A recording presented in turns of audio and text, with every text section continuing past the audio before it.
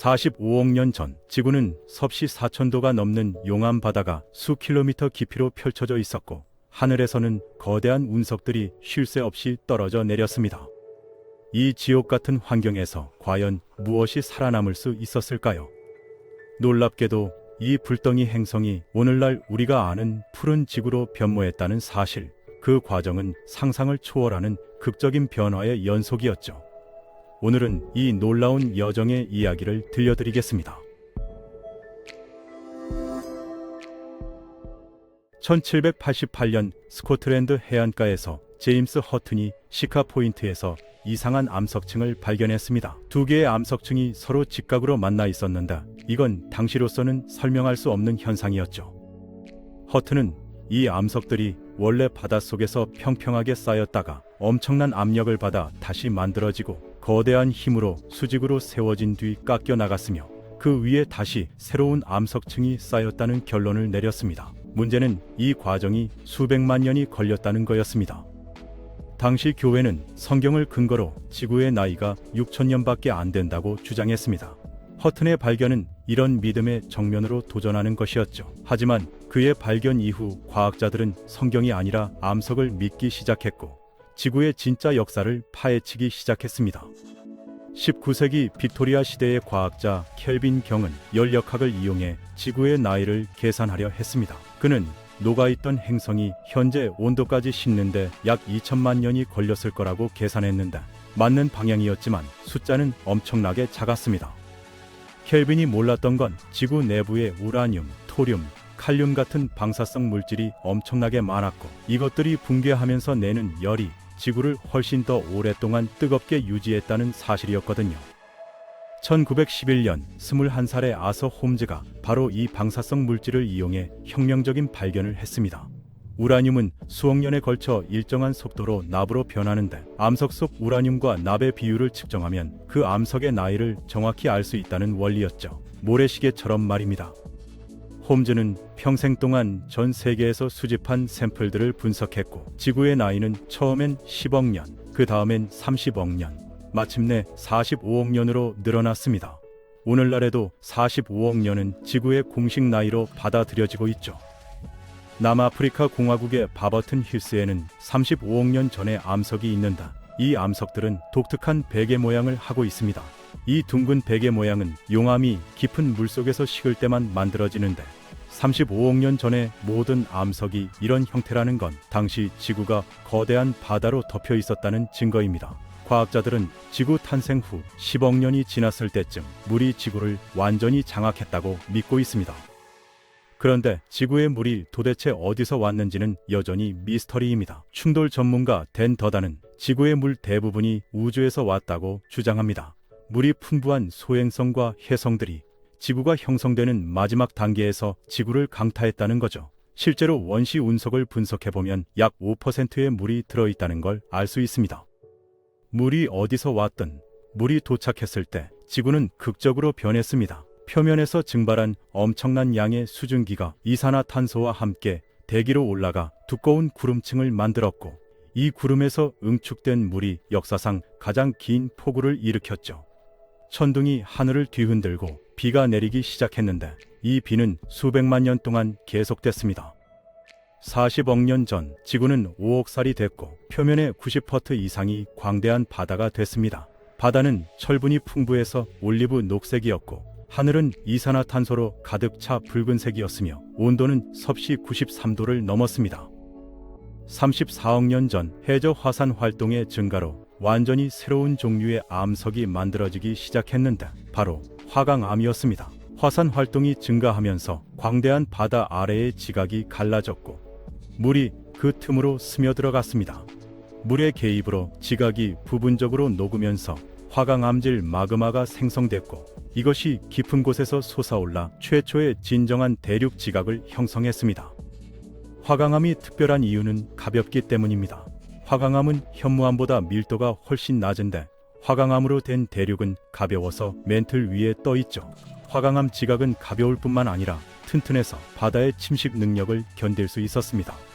다음 20억 년 동안 천천히 하지만 확실하게 화강암 원시 대륙들은 더 커졌습니다. 화강암 원시 대륙의 느린 팽창은 행성의 외관만 바꾼 게 아니었습니다. 얕은 해안선은 생명을 햇빛이 비치는 표면으로 데려왔고 산소 생성을 촉발했거든요. 대륙 해안에 지구를 변화시킬 유기체가 나타났는데 바로 스트로마톨라이트였습니다. 스트로마톨라이트는 햇빛을 먹고 살면서 대기를 산소로 채웠죠. 이 원시 유기체는 오늘날에도 호주 서부의 샤크베이에서 여전히 발견됩니다. 암석 기록에 따르면 25억 년 전쯤 스트로마톨라이트가 전 세계적으로 번성하기 시작했습니다.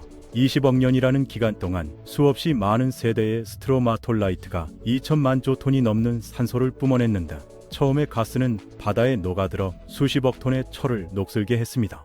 결국 산소는 대기도 채우고 행성을 변화시켰습니다. 그런데 아이러니한 건 산소가 처음 등장했을 때 대재앙이었다는 겁니다. 우리에게 산소는 생명인데 말이죠. 당시 지구에 살던 대부분의 생물들은 산소 없이 사는 박테리아였는데 이들에게 산소는 독극물이었습니다.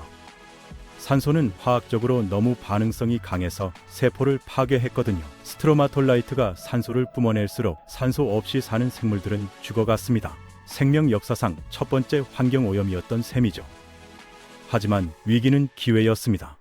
일부 영리한 박테리아들이 산소를 에너지원으로 사용하는 법을 배웠는데 이게 혁명적이었습니다. 산소 호흡은 산소 없는 호흡보다 압도적으로 효율적이었거든요. 이 엄청난 에너지 덕분에 생물들은 더 크고 복잡하게 진화할 수 있었고 결국 오늘날의 모든 동물로 이어졌습니다.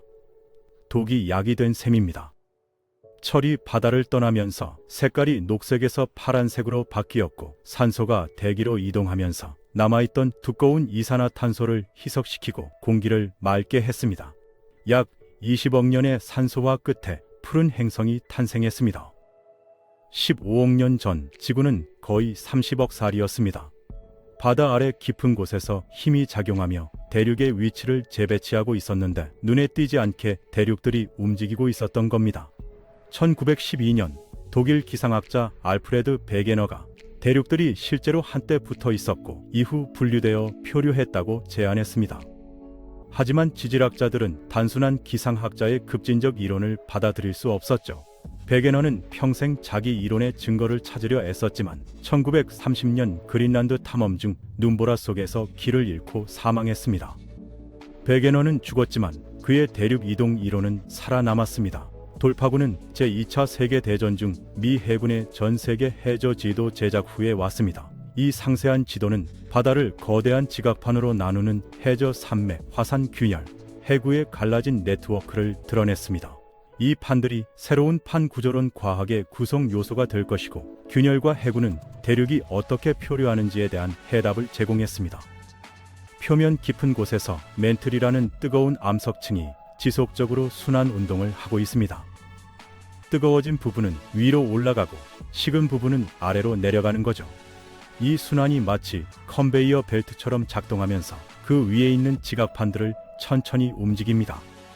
바다 생성 과정은 오늘날 아이슬란드에서 볼 수 있습니다. 아이슬란드는 대서양 중앙 해령 위에 있는데 이건 지구 지각의 깊은 균열 중 하나를 표시하는 16,000km 길이의 해저 화산 산맥이거든요. 균열들은 대서양을 만드는 깊은 판 경계의 경로를 표시하는데 그 밑바닥에서 새로운 지각이 만들어지며 유럽과 아메리카를 밀어내고 있습니다. 대륙 이동의 속도는 평균적으로 연간 약 2.5cm인데 수백만 년에 걸쳐 이 이동 속도는 대륙을 수천 킬로미터 이동시키기에 충분했습니다. 판 구조론을 지침으로 삼아 지질학자들은 처음부터 대륙 이동의 장대한 이야기를 재구성했습니다. 그들은 이제 10억 년 전 대규모 대륙 충돌 시기까지 대륙의 움직임을 추적할 수 있다고 확신합니다. 대륙들 사이의 바다가 삼켜지면서 거대한 땅덩어리들이 함께 모여 초대륙 로디니아가 되었습니다. 하지만 로디니아는 생명이 없는 불모의 대륙이었습니다. 로디니아는 생명이 없었지만 바다의 생명체에 깊은 영향을 미칠 예정이었습니다. 약 7억 년 전쯤 로디니아의 위치가 적도에서 극지로 따뜻한 물을 가져오는 해류를 막았습니다. 이 열이 없자 극지방이 얼었고 생성된 얼음이 태양 광선을 더 많이 반사하면서 재앙적인 눈덩이 효과로 온도가 더욱 떨어지고 얼음이 지구를 덮으며 전진했습니다. 표면 온도는 섭씨 영하 40도 이하로 떨어졌고 바다는 거의 1.6km 두께의 얼음층으로 덮였습니다. 결과는 재앙이었습니다. 모든 유기체의 극히 일부를 제외하고는 멸종으로 내몰렸고 전체 행성이 죽어가고 있었습니다. 얼음 아래에서 초대륙은 혼란에 빠져 있었습니다. 그런데 로디니아가 어떻게 얼음 지옥에서 지구를 구했을까요? 비밀은 화산이었습니다. 얼음 밑에서 화산들이 계속 분출하면서 이산화탄소를 뿜어냈는다. 보통 때는 이 이산화탄소가 비에 씻겨 바다로 가지만 지구가 얼어붙으니까 비도 안 오고 바다도 얼어서 이산화탄소가 대기에 계속 쌓였습니다. 1천만만 년 동안 쌓이고 쌓인 이산화탄소가 결국 온실 효과를 일으켰고 기온이 올라가기 시작했습니다. 그런데 재미있는 건 일단 녹기 시작하자 급격하게 녹았다는 겁니다. 하얀 얼음이 태양빛을 반사했는데 얼음이 녹으면서 어두운 바다가 드러나니까 더 많은 열을 흡수했거든요. 결국 지구는 냉동실에서 사우나로 변했고 평균 기온이 섭씨 50도까지 올라갔습니다. 생존한 생물들에게는 극한의 환경 변화였지만 바로 이 극한 환경이 생명을 더 복잡하게 진화시키는 압력이 됐습니다. 로디니아가 파열되면서 분출된 이산화탄소가 일시적인 온실 효과를 만들었고 얼음층이 물러났으며 생명에 대한 얼음의 지배도 깨졌습니다. 로디니아의 뒤를 이어 얕은 바다가 열리고 산소 수준이 증가하면서 원시 유기체들은 다음 큰 도약을 할 자유를 얻었습니다. 그들은 복잡해질 것이고 훨씬 더 위험해질 예정이었습니다. 캐나다 로키 산맥의 버지스 셰일에는 5억 년 전에 존재했던 세계를 엿볼 수 있는 놀라운 화석들이 있습니다. 이 채석장의 화석들은 5억 년 전부터 시작해서 생명이 놀라운 다양성과 복잡성으로 폭발했음을 보여줍니다. 캄브리아기 바다에서 산소가 풍부한 얕은 물은 복잡한 유기체들로 넘쳐났습니다. 생물들은 식물뿐만 아니라 서로를 먹고 있었거든요. 캄브리아기 바다는 그야말로 생명의 실험실이었습니다. 5억 년 전 바닷속에서는 우리가 상상할 수 없는 기묘한 생물들이 등장했는다. 오파비니아라는 생물은 눈이 5개였고 할루시게니아는 등에 가시가 돋친 채 다리가 14개나 달려 있었습니다. 가장 무서운 건 아노말로카리스였는데 1m가 넘는 몸집에 원형 톱니 같은 입을 가진 최초의 포식자였습니다. 이 시기가 중요한 이유는 단순히 생물이 다양해졌기 때문이 아닙니다. 바로 이때 먹고 먹히는 관계가 시작됐거든요. 포식자가 등장하자 피식자들은 단단한 껍질을 만들었고 포식자는 더 강한 턱을 진화시켰습니다. 이 군비 경쟁이 바로 오늘날 복잡한 생태계의 시작이었습니다. 이때부터 생물학적 군비 경쟁이 진화를 이끌면서 생물들은 단단한 껍질, 골격, 눈, 이빨이 발달하며 점점 더 복잡해졌습니다. 바다에서 이 생명의 폭발을 촉발한 높은 수준의 산소는 대기에도 최종 수정을 가하고 있었습니다. 다음 1억 년 동안 산소는 오늘날의 높은 수준에 도달했는데 상층 대기에 오존층이 형성될 수 있을 만큼 밀도가 높은 수준이었습니다. 이 층이 생명체를 바다에서 해방시킬 예정이었거든요. 오존층은 해로운 자외선을 차단하는 보호막 역할을 했습니다. 이전에는 강력한 자외선이 물로 보호받지 못하는 모든 유기체를 파괴했지만 이제 오존층이 자외선 차폐막 역할을 했습니다. 4억 년 전 오존 차폐막 덕분에 생명이 바다를 떠나 육지를 정복할 자유를 얻었습니다.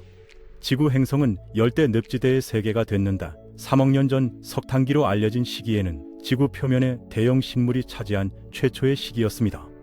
이 밀집한 열대 늪지대는 다음 6천만 년 동안 지구를 지배했는데 증거는 오늘날 모든 대륙에 석탄 형태로 존재합니다. 우리가 연료로 사용하는 석탄은 수백만 년 동안 축적된 식물 물질로 형성됐습니다. 늪지대의 환경이 특별했던 이유는 산소가 부족했기 때문입니다.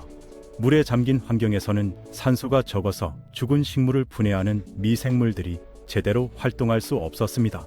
그래서 죽은 식물들이 썩지 않고 계속 쌓였고 시간이 지나면서 엄청난 압력과 열을 받아 석탄으로 변했습니다.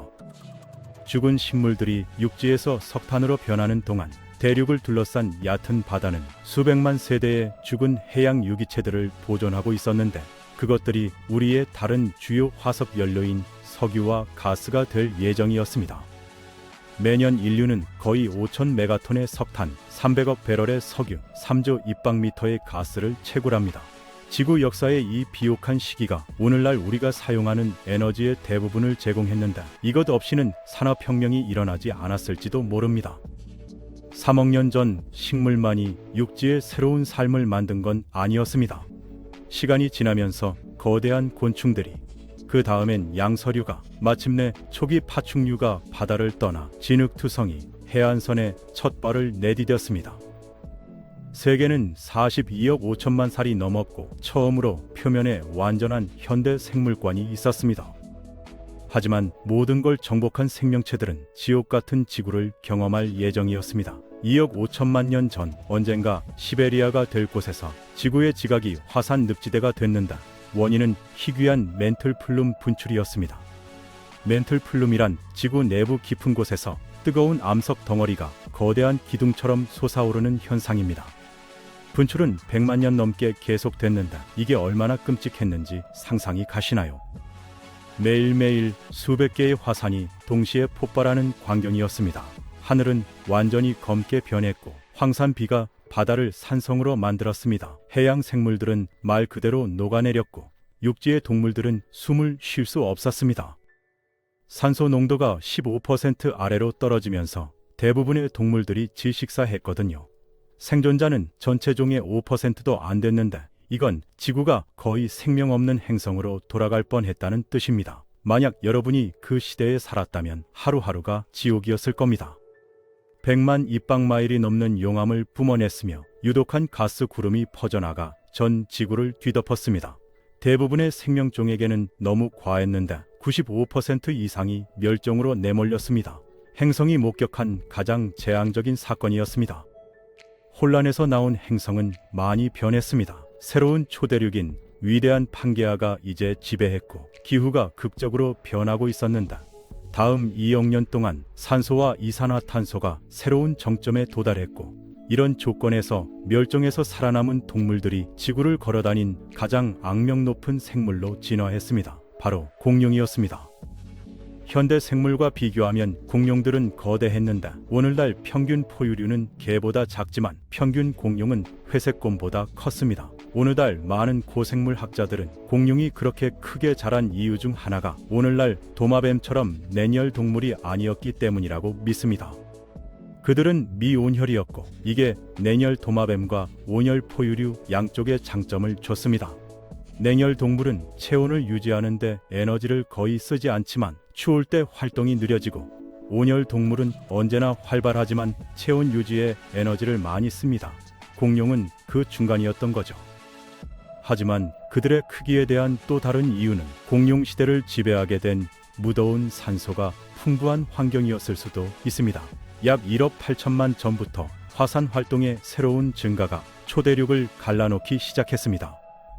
대륙 조각들은 오늘날 차지하는 위치로의 긴 여정을 시작했는데 북아메리카, 남아메리카, 아프리카, 유럽이 모두 각자의 길을 갔습니다.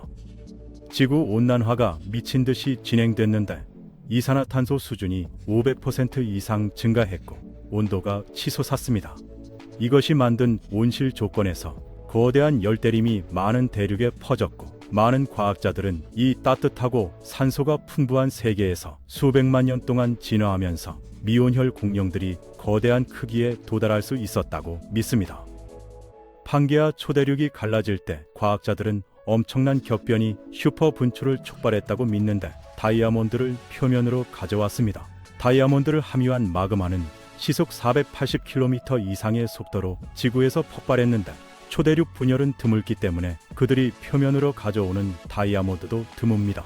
공룡 세계로 분출된 다이아몬드는 현재까지 흠없이 살아남았지만 공룡들은 그렇게 운이 좋지 않았습니다. 6,500만 년 전 지배적인 공룡들은 행성 표면에서 쓸려나갈 예정이었습니다. 공룡뿐만 아니라 지구상 종의 70% 이상이 사라졌는데 무언가 끔찍한 일이 행성 전체 생태계에 일어났던 겁니다. 과학자들은 이제 묘비층이 답을 담고 있다고 믿는데 묘비층에 담긴 증거는 예외적으로 희귀한 원소인 이리듐의 엄청난 양입니다. 전 세계적으로 묘비층에는 약 20만 톤의 이리듐이 들어있는데 이는 직경 10km가 넘는 운석으로 환산됩니다. 운석이 떨어진 순간 무슨 일이 일어났을까요? 충돌 에너지는 히로시마 원폭의 10억 배였습니다. 충돌 지점에서 수천 킬로미터 떨어진 곳에서도 섬광이 보였고 몇 분 후 시속 1000km의 폭풍이 몰아쳤습니다. 충돌로 튀어오른 암석 파편들이 대기권 바깥으로 날아갔다가 다시 떨어지면서 마찰열로 지구 표면을 오븐처럼 달궜습니다. 숲이 모두 불타고 바다가 끓었습니다. 문제는 이뿐만이 아니었습니다. 살아남은 생물들도 그 다음이 문제였거든요. 대기 중에 떠다니는 먼지가 햇빛을 완전히 차단했습니다. 낮인데도 칠흑 같은 어둠이었고 광합성이 멈추면서 식물이 죽었고 초식 공룡이 죽었고 육식 공룡도 먹을 게 없어서 죽었습니다. 이 어둠은 무려 2년 동안 지속됐는데 2년간 태양 없이 살 수 있는 생물이 얼마나 되겠습니까? 1990년 멕시코에서 폭이 160km가 넘는 칙술루브 충돌 크레이터가 발견됐고 연대를 측정했을 때 정확히 6,500만 년 전으로 밝혀졌습니다. 하지만 운석만 파괴를 일으킨 게 아니었는데 오늘날 인도에는 고대 용암류가 존재하고 이 용암류들은 운석 충돌과 동시에 일어난 대규모 분출의 결과였습니다. 6,500만 년 전 운석 충돌과 분출은 치명적인 이중 타격이었습니다. 상층 대기에 남아 태양을 차단하는 먼지 구름이 아래 생명을 황폐화시켰고 거대한 공룡들은 대부분의 다른 주요 종들과 함께 멸종했습니다. 뒤따를 새로운 세계는 포유류의 세계 그리고 인간의 세계가 될 예정이었습니다. 5천만 년 전 생명은 공룡을 말살한 재앙적 멸종 이후 천천히 회복하고 있었습니다. 인간이 도착하기 훨씬 전에 대륙들은 계속 움직이며 서로 충돌했고 판구조론과 침식이 오늘날 우리가 보는 극적인 풍경을 만들기 시작했습니다. 스위스 알프스는 아프리카 대륙과 유럽 대륙의 충돌 결과입니다. 지난 4,500만 년 동안 대륙들이 계속 움직이면서 아프리카 판과 하부 판들이 유럽으로 갈아 들어가고 있었습니다. 판 구조론이 지구의 모든 산맥에 책임이 있는데 수백만 년의 성장 동안 그들이 끊임없이 하늘을 향해 갈아가는 걸 막은 유일한 것은 침식이었습니다. 판 이동과 물 침식은 산의 반대를 만들 수도 있습니다. 그랜드 캐니언은 깊이 1.6km 이상, 폭 16km, 길이 446km이며 여전히 성장하고 있는데 지난 600만 년 동안 이 장관을 이루는 캐니언은 느리고 구불구불한 콜로라도 강과 콜로라도 고원의 극적인 융기의 조합으로 조각됐습니다. 판 구조론과 침식의 조합이 우리 행성 표면의 많은 특징들을 조각했는데 일반적인 규칙으로 가장 들쭉날쭉하고 가장 높은 봉우리들과 가장 깊은 캐니언들이 이런 웅장한 구조물 중 가장 젊은 것들이고 모두 지난 5천만 년 안에 형성됐습니다. 200만 년 전 현대 인간의 조상들이 아프리카 밖으로 퍼지기 시작했지만 주변 지구는 냉각되고 있었습니다.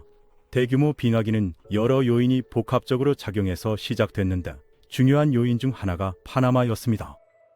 파나마의 화산 활동으로 북아메리카와 남아메리카를 연결하는 육교가 만들어지면서 전 세계 해류가 급격하게 변화했습니다. 극지 바다가 상당히 냉각됐고 그 결과 전 세계 온도의 뚜렷한 하락이 이제 수만 년 지속되는 빙하기로 행성을 빠뜨릴 수 있게 됐습니다. 뉴욕을 강타한 빙하들은 거대했습니다.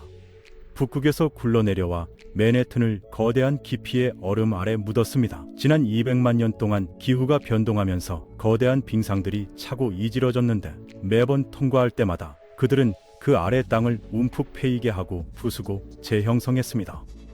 마지막 빙하들이 1만 년 전 후퇴하면서 멍들고 두들겨 맞은 풍경을 남겼는데 미국에서 케이프 코드와 롱 아일랜드는 북아메리카 빙상의 후퇴하는 가장자리에서 떨어진 바위들의 거대한 더미 위에 지어졌고 얼음의 큰 무게가 오대호를 구성하는 거대한 움푹 들어간 곳을 형성했습니다. 마지막 빙하 후퇴 후 뒤따른 따뜻한 기후에서 초기 인간들은 표면을 자유롭게 통치했습니다. 이 짧은 기간, 지구 역사의 극히 일부에 인간 문명의 전체 역사가 일어났는데 인간의 독창성이 우리 행성을 재형성했습니다. 하지만 우리가 계속 생존하고 번성할 수 있을까요? 지난 45억 년 동안 지구는 가장 놀라운 여정을 해왔는데 존재의 영겁에 걸쳐 행성 환경은 엄청난 변화를 겪었습니다. 우리의 첫 주요 도전은 기후입니다. 21세기 초에 우리는 지구온난화를 걱정하고 있지만 대부분의 과학자들은 우리가 빙하기 사이의 간격에 있다는 걸 인식합니다. 우리의 전체 문명은 지금까지 1만 년인 짧은 따뜻한 기간에 일어났습니다. 산업 경제가 다음 몇 세기 동안 지구 온난화에 영향을 미친다 해도 불가피한 것을 지연시키는 것 이상은 할 수 없는데 단 1만 5천 년 후에 새로운 빙하기가 일어날 수 있습니다. 하지만 대동결에서 살아남는다 해도 앞으로 더 큰 도전들이 있습니다. 판구조론이 대륙을 움직이고 빙하기를 끝내면서 해안 지역은 집어삼켜질 것이고 전체 국가들이 사라질 겁니다. 일부 시나리오에서는 지금부터 2억 년 후 새로운 초대륙 판게아 얼티마가 형성될 것으로 예측합니다. 지구는 다시 한번 치명적인 혼란에 빠질 거예요. 산소 수준과 표면 온도가 격렬하게 변동하며 새로운 대멸종으로 이어질 수 있는데, 하지만 초대륙 분열의 트라우마조차도 뒤따를 것에 비하면 아무것도 아닙니다. 판구조 엔진이 마침내 멈추면 모든 것이 정지할 거거든요. 표면 활동을 지배해온 깊은 곳의 불이 언젠가 연료를 다 쓸 것이고 지구 행성의 이야기는 끝날 겁니다. 불타는 심장 없이 지구는 화성의 운명을 공유할 거예요. 대기와 바다는 벗겨지고 표면은 뼈같이 마르고 황량한 사막이 될 겁니다. 하지만 이것은 믿을 수 없이 먼 미래의 그림인데, 적어도 다음 10억 년 동안은 지구가 장대한 여정을 계속하는 동안 어떤 형태의 생명은 계속될 겁니다. 그렇다면 인류는 앞으로 어떻게 될까요? 낙관적 시나리오를 보면 우리는 다가올 빙하기를 예측하고 대비할 수 있는 최초의 종입니다. 기술로 기후를 조절하거나 지하 도시를 건설하거나 다른 행성으로 이주할 수도 있습니다. 하지만 지구 역사가 우리에게 가르치는 교훈이 있습니다.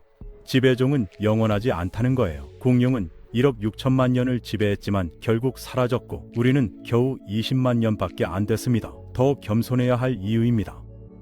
지구는 우리 없이도 계속 돌아갑니다. 45억 년의 역사에서 인류가 존재한 시간은 1년으로 치면 마지막 4시간에 불과하고 문명은 마지막 1분입니다. 우리는 지구의 주인이 아니라 그저 잠깐 들른 손님일 뿐입니다. 하지만 200만 년 이상 지구를 걸었고 지난 1만 년 동안만 그것을 마스터한 인간 종은 위험에 처할 수 있습니다. 환경이 변화하면서 지구는 인간에게 부적합해질 수 있는데, 먼 미래에 그런 일이 일어난다면 기술이 우리를 지구를 떠나 새로운 집을 찾아 새 출발을 할 다른 청록색 행성들을 찾을 수 있게 해줄 수 있습니다. 과연 인류는 이 장대한 여정에서 어떤 선택을 하게 될까요?